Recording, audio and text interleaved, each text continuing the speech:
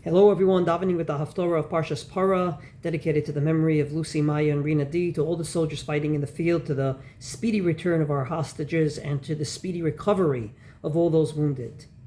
So in the Haftorah of Parshat, we find a beautiful pasuk that we say and re-say during the period of Slichos, and that is, V'zarakti alechem mayim tohorim utahartem. I'm going to throw upon you the waters that will make you pure, and you will be purified. Very much like in Parshat Parah, where you throw upon the impure person the waters of the Parah Aduma, and he becomes purified. Which leads to a very stupid but fundamental question. Why do you need to be in a state of purity at all? Look in the mirror after you hear this, and whatever you see, you can definitely say with certainty, I am looking at a person that's not pure. We have not had a Parah Aduma in centuries, and therefore we're all living, breathing, and we haven't had a Parah Aduma. We have our set of problems, we have our set of successes, and we're living fine without a Parah Aduma. Why do we need it at all?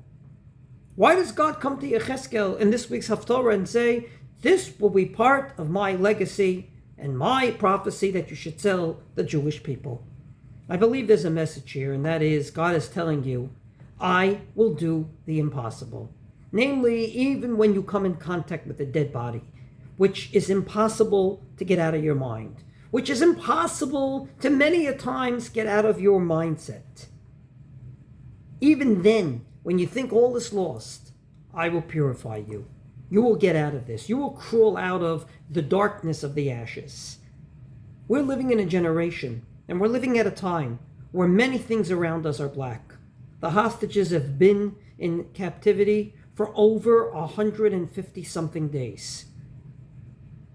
We have been fighting this war for that period of time. And from this perspective, it looks all black. God says to us, you will crawl out of this. Just like I throw upon you waters and you will be purified. You will do the impossible. You'll create a state. Its capital will yet be Jerusalem.